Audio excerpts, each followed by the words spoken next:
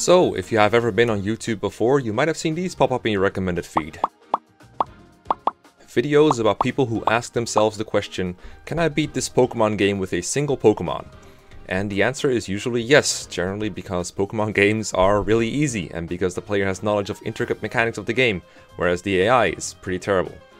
But what there isn't a whole lot of is content of Fire Emblem solo runs, where you turn one of your units into a war machine that takes on entire maps by themselves. Now that is satisfying. I've done a couple of those runs to success, including a ridiculous solo run of Arden in FE4, but our question for today is, can we solo Fire Emblem Three Houses? Specifically, can we solo Fire Emblem Three Houses Maddening mode using only Byleth? Now, believe it or not, I've done this before but on hard mode, and it was actually easier than I expected it to be. I thought it would be a huge pain, because Three Houses has a couple of mechanics that seem to really deter you from juggernauting with a single unit, such as demonic beasts with multiple health bars, enemies with gambits that stop you from countering and render you immobile, but I managed to pull it off, and I scrapped the video I was going to make of it because it just seemed trivial. Everyone knew that hard mode was easy. But Maddening mode, now there is something else. Maddening is a pain even if you're using all the tools available to you. The XP gain is very slow, which means Byleth won't even be that overleveled like units in solo runs usually are. The enemies are overwhelmingly strong and greater in number. There's a lot of maps where other units are forced onto the field, so this shouldn't be possible, right? Well, let's find out. So, here are the rules. Only Byleth is allowed to see combat, use gambits and magic spells, and take other relevant actions. The only things that other units are allowed to do during chapters is walk around and trade items, even if they're force deployed. They can't fight and they can't use gambits. I can, however, do monastery activities using other characters, such as eating and cooking together and fighting in the training grounds. I'm also allowing other characters to be adjutants to Byleth for the sake of giving them levels so they can certify for classes that in turn make it easier to keep them out of actual combat. This run will be played on a new game file, so there will be no new game plus bonuses. Recruiting other students is allowed, and in fact you're gonna find I'm gonna do quite a lot of it. I will try to get and complete paralogs, but they are optional. In some of them, it might be too difficult to keep the force units out of battle, so I will ignore those. And finally, I will be choosing the church route, since that's the only route where you are not forced to bring anyone else during the part 2 main story battles, and that's gonna save me a lot of hassle. So, with the rules out of the way, let's get through the initial setup. I named myself Bolo because it sounded funny and as an abbreviation for Byleth Solo. Female Byleth was picked because she has access to the intermediate Pegasus Knight class, whereas if male Byleth wants to fly around, I'd have to wait for the advanced Wyvern Rider. So, now that we've done the setup, let's get into the prologue. This one seemed tricky at first glance because Byleth is at her weakest here. She hasn't had time to learn any new skills or gain any growths, and she has had to keep the lords out of combat. She definitely could have died because she didn't have the ability to take on the initial 2 fighters on her own, but with some help from Gerald, we managed to get through. I decided to focus on using swords early on, not because of the weapon triangle, after all that doesn't exist in Three Houses, but to take advantage of Sword Prowess 2, which is her highest weapon level. Once I got to the monastery, I did all the obligatory things, and I picked Black Eagles because they're the only ones who lead to the church route. Coming way too soon after this is the mock battle. This one seems very scary because Byleth is all on her own and each of the students individually outmatch her. I do have access to a full inventory of weapons, although unfortunately no training ones, and I can't buy more from Marketplace yet either. I managed to take care of Lawrence just fine, but Ignatz gets a lucky critical and suddenly my first game over is a thing. I can do this!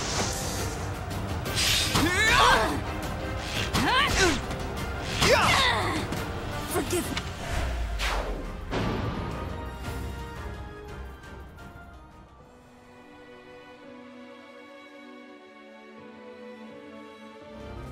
A retry goes a little better, but I still have to play a very careful game of chicken with Ash and Ignatz since I can't let them go near Edelgard, nor can I let them kill Byleth.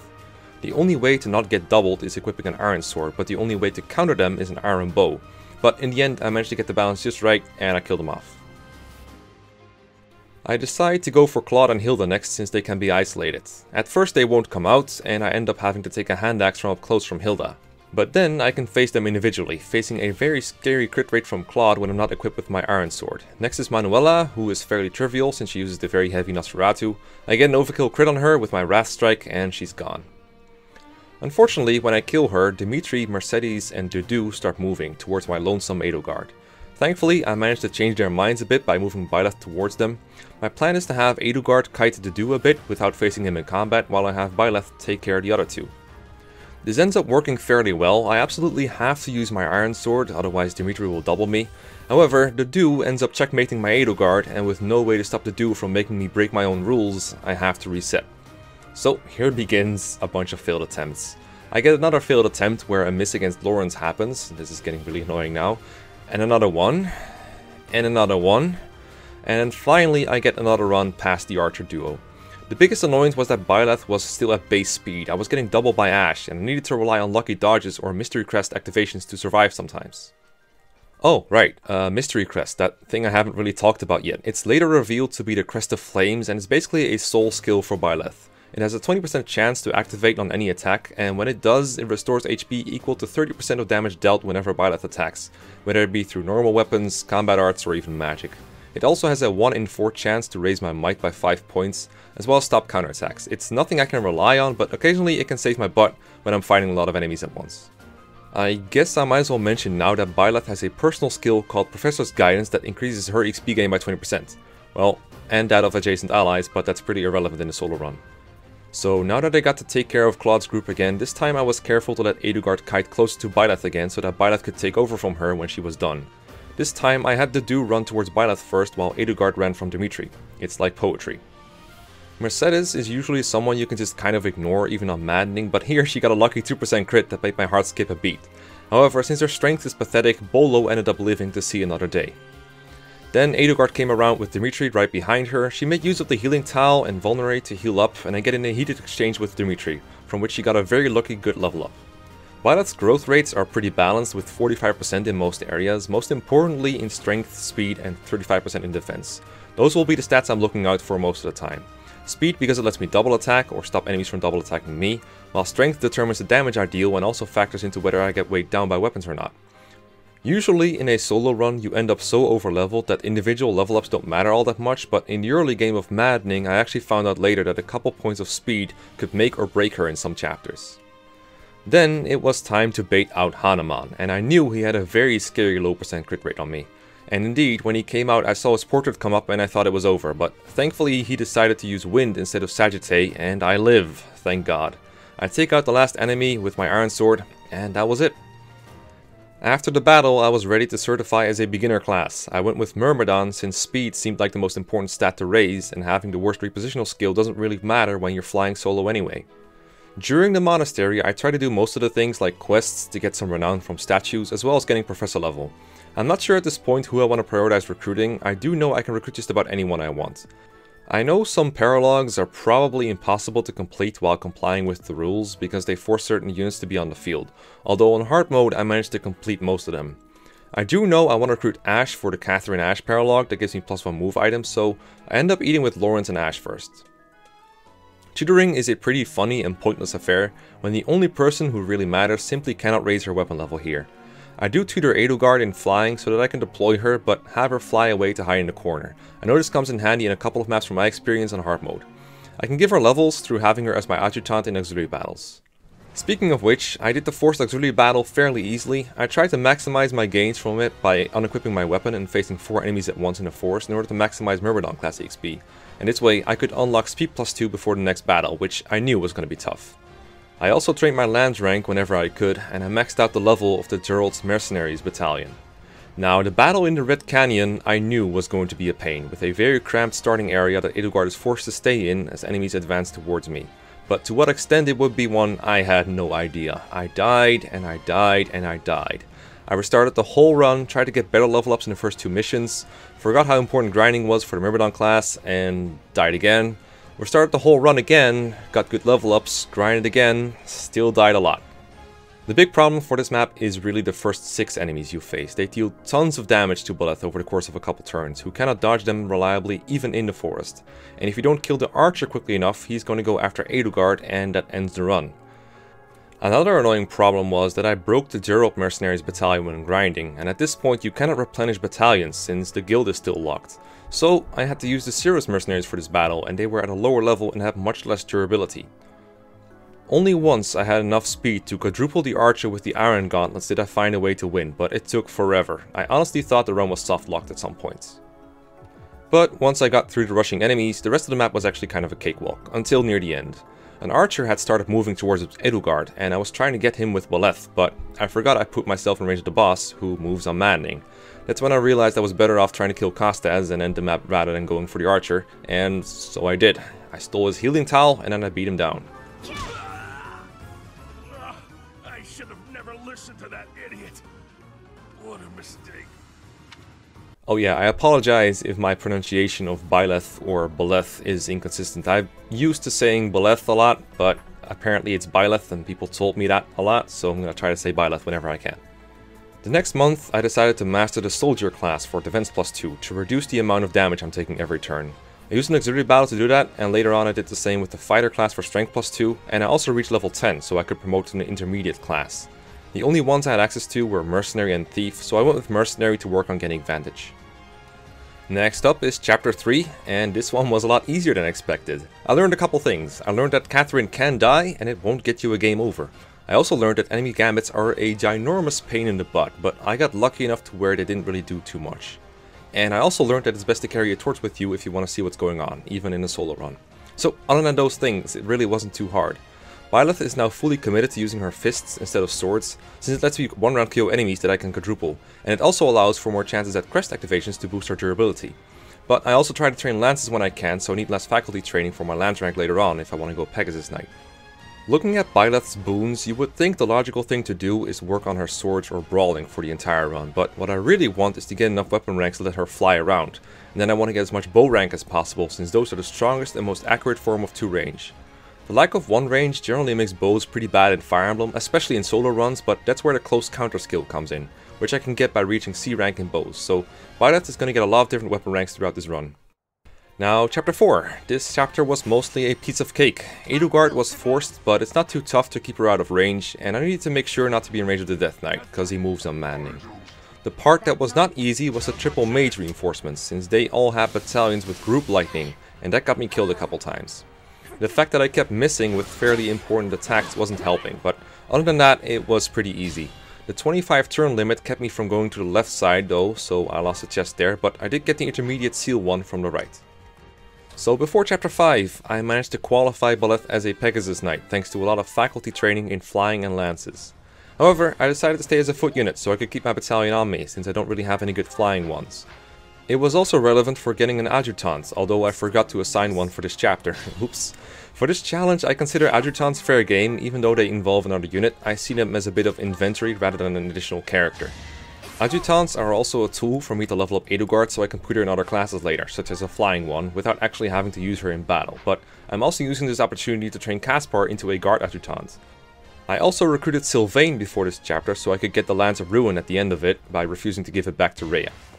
Chapter 5 was, as it always is, hell. Getting through groups of enemies is just annoying, always, especially when they include those damn annoying Poison Strike archers that just take away like 40% of my health and I don't even get to counter them. And a lot of the enemies in this map have battalions too, and generally getting hit by a gambit is certain death if there's too many other enemies alive.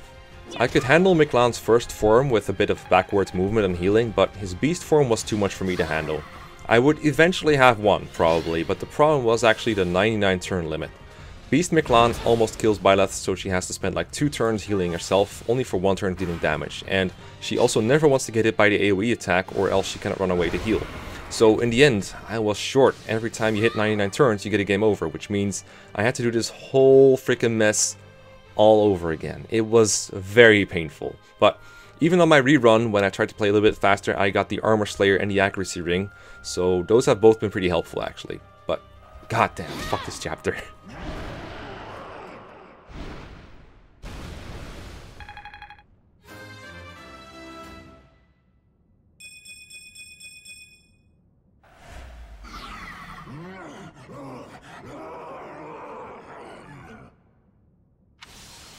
Goddess. It is done. So Chapter 6 can be beaten by either defeating the Death Knight or every other enemy, but either way you have to do it within 25 turns. Going around the whole map with one unit in 25 turns is way too much to ask for, even with my Pegasus Knight, so I decided to go for the boss kill on him with the Lance of Ruin plus the Night Needler combat art, having obtained the Lance rank for that beforehand. I went around to the right side, since that lets me pick up the March Ring along the way, a very useful ring that gives me +1 movement. You can even equip it before moving, then equip something else like a shield afterwards, something I took full advantage of throughout this whole run. I need to use dismounting properly in a lot of places to prevent my Pegasus from getting sniped by all the annoying archers. At one point I do mount though while in range of an archer, and I just kind of hope he misses, because it's the most time efficient way to get through the area. This chapter in general requires quite a bit of luck. In this chapter and the next one, it starts to seriously hurt me that the only way I have of self-healing is Vulneraries, which only restore 10 HP. I had one concoction at some point, but it's long been used up. This makes fast process difficult since I want to attack a lot, especially when fighting enemies that I can't do damage to on enemy phase, such as enemies with bows or battalions. Any turn I have nothing else to do, I heal myself though. The Death Knight himself can only be faced around turn 20, and he does a massive amount of damage. I don't have the time to kill everything near him, so surviving the final rooms comes down to a bit of luck. Not in the least because he can crit me. I had 2 attempts where I was in range of killing him with the Night Kneeler, only for Byleth to choke and miss. I even ran out of Divine Pulses once, but at last I managed to land a hit and win.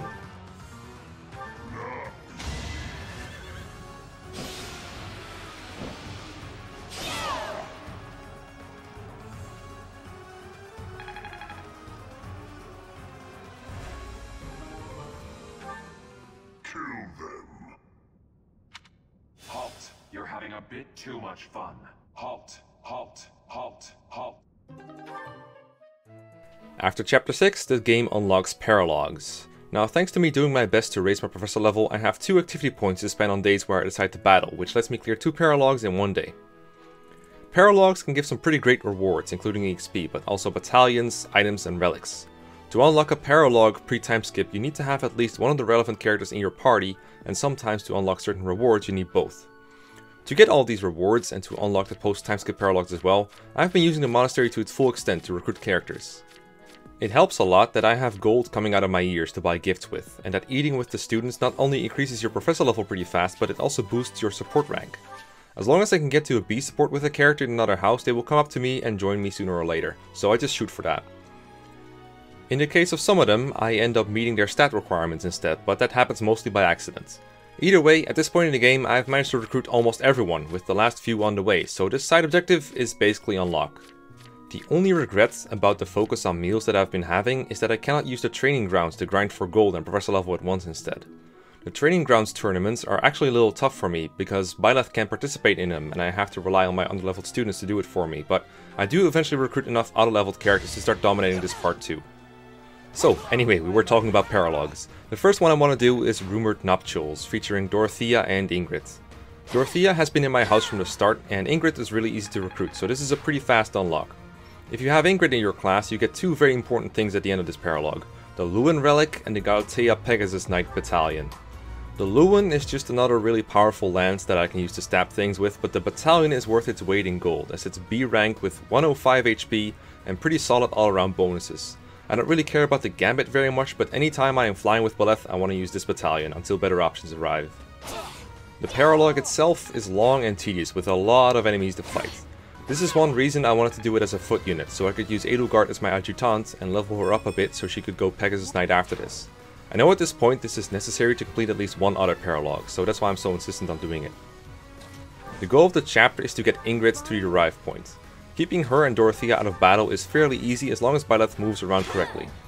I decided to first focus on taking out the merchant boss that keeps spawning generic Myrmidons. Those provided for a lot of experience. In this chapter I had Byleth main swords and thus sword prowess to leave room for other skills. It gave her more might on enemy phase than gauntlets. Normally I would use lances instead, but then I would lose a lot of avoiding as all those axe users with Lancebreaker. Once again, a lot of the annoyance in this chapter came from enemies using gambits in conjunction with archers. This map also really loves its ambush spawns, which is quite annoying, but I worked around them the best I could and eventually got Ingrid to the end. One thing that really helped me in this map is that I finally found a better way of healing myself. Healing focus. My brawling level was pretty high anyway, so I just took a couple of faculty training courses to top the rank off the sea, and now I could heal half my health at once instead of only healing 10 HP. For my second activity point, I decided to take on the Lawrence Paralog, Land of the Golden Deer. The rewards for it are pretty inconsequential for a Byleth solo, but it is a pretty quick 2-turn by just flying up to the boss and murdering him, and it gives me a bit of renown. The other Paralogs, they are a fair bit harder. After that, I qualified Edelgard for Pegasus Knight and continued as normal. Now, Chapter 7, the Battle of the Eagle and the Lion, or more accurately, the Battle of Byleth versus a bunch of generic replacements. Since I've been stealing classmates left and right, the only real characters that I'm facing are Dimitri, Annette, Mercedes, the Dew on the Blue Lions, and Claude, Hilda, Raphael, Mariana, and Lysithea on the Golden Deer. Literally everyone else is on my side, or rather, on the bench. Except for Edelgard, she's forced, but since she's a Pegasus now, she's very easy to keep out of trouble. Byleth rides a Pegasus as well and is able to dispatch both the Ingrid and Felix replacements pretty quickly. From there, I let her take out Hilda, and then she joins in on the fun with the other two houses. They go at each other quite a bit. This helps because it lets me fight less enemies, but it also means I have to deal with their stat boosts. At one point, the Golden Deer gather a third stat boost, which is a flat +4 to like all of their stats, but somehow they still don't pose enough of a threat. I keep animations on since watching these guys duke it out is always fun. I only decide to turn it off at what I think is the most anticlimactic part, when there's only a couple of archers and Claude remaining. But somehow I ended up dying 3 times here, once because of a very lucky low % hit on me, and once because I forgot Claude could gambit me for a crap ton of damage. But with some Divine Pulsing, which you thankfully can use even if Byleth dies, and some curved shotting, I ended up coming out on top, and I punched Claude into submission to win the mock battle.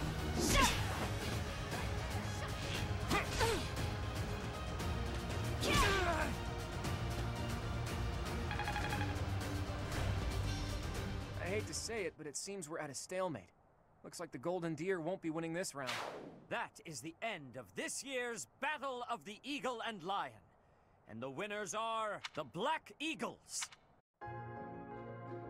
The next map I tackled was the Sothis Paralog, and let's just say it had a learning curve, alright? I had Edelgard reclass the Pegasus for this one, since I knew escaping enemies was going to be pretty difficult for her if she couldn't fly. Still, it was pretty tough to keep her out of range of reinforcements, especially since there are 2 sets of different ones and I wasn't 100% sure on the details of what exactly triggers them at this point. The reason I wanted to do this one fairly early is the chest that contained the Knowledge Gem, which will accelerate Byleth's ability to level up her class and weapon experience. I knew it would be tricky, but I also did it before on hard, so it couldn't be impossible, right? Edelgard starts reasonably safe at the south portion of the map, with none of the enemies moving towards her. However, once Byleth crosses over a certain horizontal line, or I think kills the wolf that separates the two, reinforcements will appear and the boss will start moving towards you along with his 3 hawk friends. While the hawks don't have a ton of movement, they do cover vast areas of the map due to their 1-2 range and flight, so Edelgard can get trapped between them pretty easily. Byleth does fare pretty well against the monsters though, only needing 2 rounds of combat to break a full HP bar, and these monsters only have 2 bars to begin with. Funnily enough, monsters really prefer attacking at 2 range, even if they can go for a 1 range to avoid a counterattack, so I didn't really need to equip anything other than a bow for the entire map. There is also a pretty conveniently placed healing tile that Byleth can hide on, though I had to be a bit more proactive with Byleth to keep all the monsters occupied, or else they get bored and hunt for Edelgard. The boss actually ended up moving all the way across the map looking for her, only to end up facing Byleth instead. This one was way easier than Miklan for sure.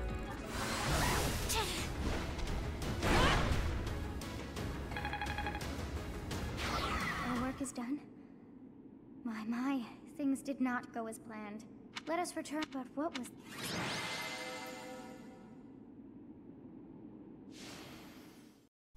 When I beat the map, I was reminded that not only was I getting the usual renown bonus from clearing this, but I also got an extra batch of Divine Pulses. Now I definitely don't regret getting this one out of the way early. The other paralog I decided to do on this day was the Raphael Ignatz one, since it seemed easy to low turn. It turned out to be a little trickier than I thought, but eventually I managed to find a setup and series of movements that let me get to the boss on turn 3. And like Raphael says in the introduction, So basically we just gotta defeat their leader, right? technically this is a mission where you're supposed to protect the NPCs from monsters, but the easiest way to save them is to end the map before they get killed. This is also the best way to keep Ignatz and Raphael out of trouble, since I can't keep them out of enemy range if the map lasts too long. Among the rewards for this paralog is an extra large bullion, which sells for 10k, basically solving any money problems I might have forever. Next up is Chapter 8, pretty simple map overall, just a matter of flying towards Solon and killing him off ASAP. Kill! Funnily enough, this triggers some kind of event where Solon kills off all of the NPCs at distance, saying the experiment is a success or whatever. I would have liked to have the reward for saving them, but in order to get that you not only have to keep them alive, but also the enemies attacking the NPCs.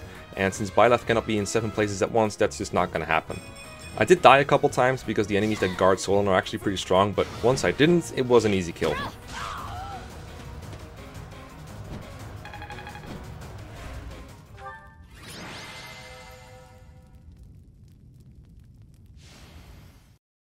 Between this chapter and the next there was a somewhat important day on the calendar, Fistfuls of Fish. During this day, every time you fish, you get multiple fish at once.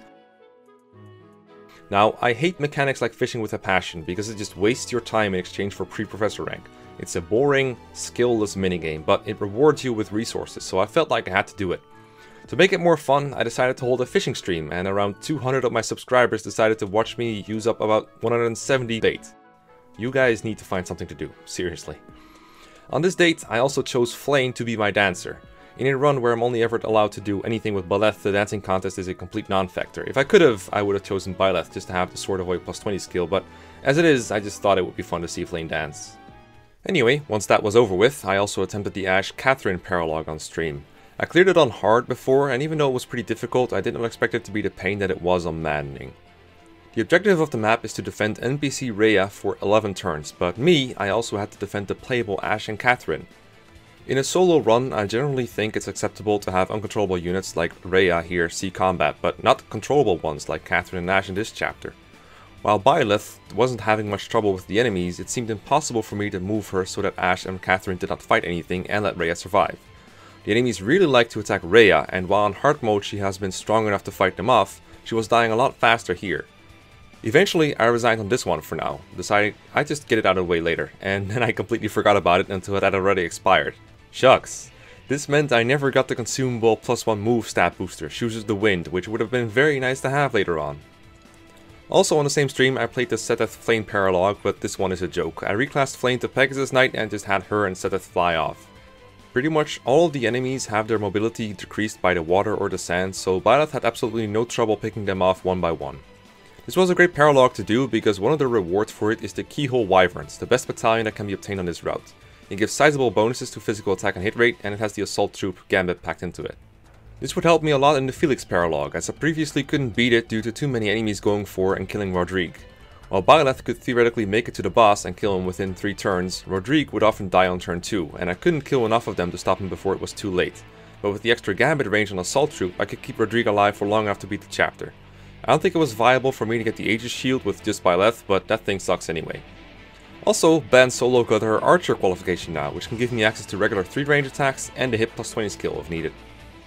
Now, next up is Chapter 9. This one can be summed up as fuck Geralt. He is one of the most suicidal NPCs I have ever seen, and I have played FE7 with Jafar in Battle Before Dawn. In this map, you have to kill a large number of demonic beasts that are attacking students. This would be pretty easy to do with just Byleth and Edelgard on the field, you know. You just keep Edelgard out of trouble, have Byleth chip him down one by one.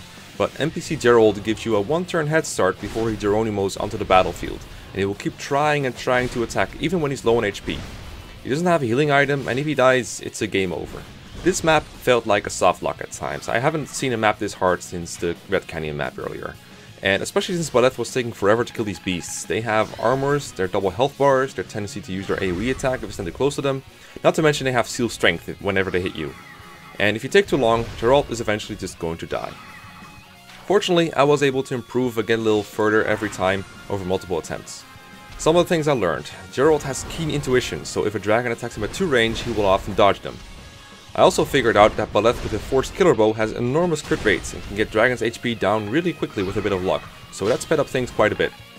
I was at times able to manipulate Geralt's AI into going to places I wanted him to go, but at other times he'd have the option to fight a low HP dragon, but instead Rambo straight into 3 fresh ones.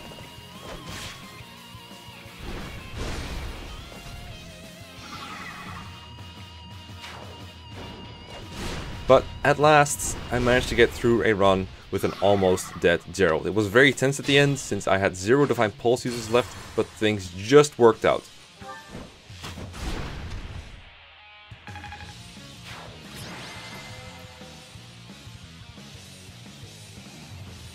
Thank God I managed to keep the old man alive. Oh, okay.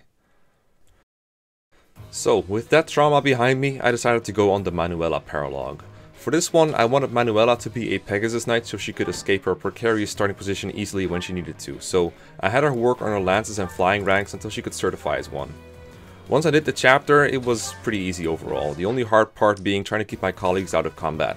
The chapter's objective is actually to kill the boss, so in hindsight there was probably a way I could fly Byleth up to the boss and murder him, but I decided to take it slow and route the map, also because there was a rapier and an experience gem that I wanted to get.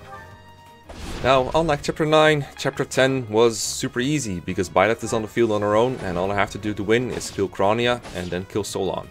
I could just fly all over the terrain to get to them quickly, but I decided to route the map for XP instead. During the next month, I finally managed to get Professor level A+, which gives me a massive 10 activity points per exploration and 3 activity points on battling days. Now I will definitely be able to get all the possible paralogs done, and instead of doing arena or eating, I can focus monasteries entirely on faculty training with Byleth. I tried to gift spam Rhea to unlock her support, but then I realized I missed my window for that, so unfortunately I won't be playing that one this run. Oh well. This month I also intentionally missed out on talking to Edelgard to unlock Crimson Flower, since I was going Silver Snow anyway. So we have 2 paralogs left before the time skip. The first one is the Aloy Shamir paralog. I thought this map would be harder than it ended up being. You lose the map if enemies are in town for more than 5 turns, but you win if you kill the boss before that time. Trying to defend a town with 2 entrances using only Byleth seemed impossible, so I just retreated Shamir and Aloy as far as possible, and instead I had Byleth fly towards the boss to kill him in a couple turns.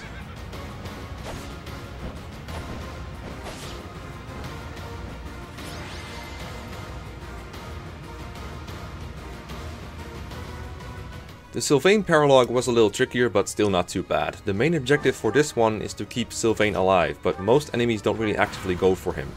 The only time-sensitive part is killing the escaping thieves for their items, but of them only the energy drop and the speed wings seemed worth it. I do manage to chase them down, getting a bit of a hairy spot a couple times though, because of the large number of archers in the upper left. I managed to get both stat boosters, partially because I bought it to certify for Brigand and teach Byleth Death Blow in an auxiliary battle, so that I can get one-hit KOs with curved shot when needed. I already have the Lands of Ruin, so the rewards for this one really aren't that great. I also certified for Wyvern Rider after this, so now I have an extra point of movement and somewhat better stats, since Wyvern Rider is advanced while Pegasus was intermediate. I'm ready for Chapter 11. So, Chapter 11 is the Holy Tomb map. Unfortunately, even flyers cannot fly over the big structure in front of your starting point, so I had to fly around. I ended up pretty low on HP, and I wanted to try and fulfill the side objective of the chapter by beating it before the thieves with the Creststone escape, so I ended up going for a cheeky killer bow crit on Edelgard. I got a lucky critical hit, and that was that. Beaten in 4 turns.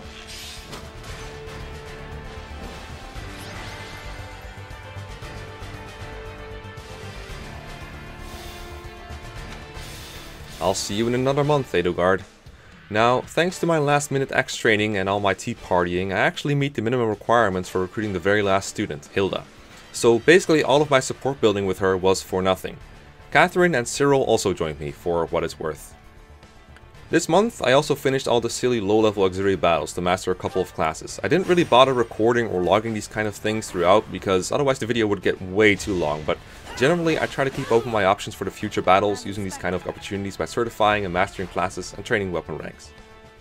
So, Chapter 12, the Invasion of Garreg Mach. This one is usually pretty easy. You just fly Byleth towards Edelgard ASAP with some striding and dancing, and you generally come out on top, but my Byleth has no such help, and it's a tough road straight to Edelgard, with Ladislava, Randolph, and some thick formations in the way. She had so much trouble surviving that I had to change up her ability kit quite a bit. The key to winning this was definitely battalion vantage. I had a low health Galatea Pegasus company lying around that I could use for this. Now Byleth would strike first in every battle, one hit KOing any of the Pegasus Knights attacking her before they can do any damage, and also she would have a crit chance with the Killer Bow plus on anything else. I just tried to chip the bosses I faced so that if they attack me they die on enemy phase, but I ended up critting Ladislava and it ended up being irrelevant against Randolph since he gambited me on enemy phase. Once I got to a certain point in the map, Edelgard moved towards me, and a quick rapier plus later, she was gone. I had just reached the time skip.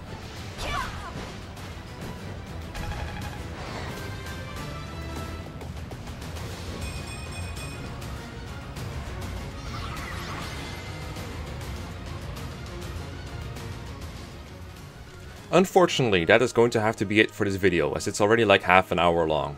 If you enjoyed the adventure so far and you want to see how it ends, make sure to check out part 2. It might not be out when you're watching this, so you might want to subscribe so you're notified when it does come out. Or maybe you just want to watch more Fire Emblem content, I don't know. Either way, let me know down below how bad the next chapter is going to kick my ass, and while you're down there, be sure to recruit the like button by turning it blue, and then proceed to bench it, because this is a Byleth solo.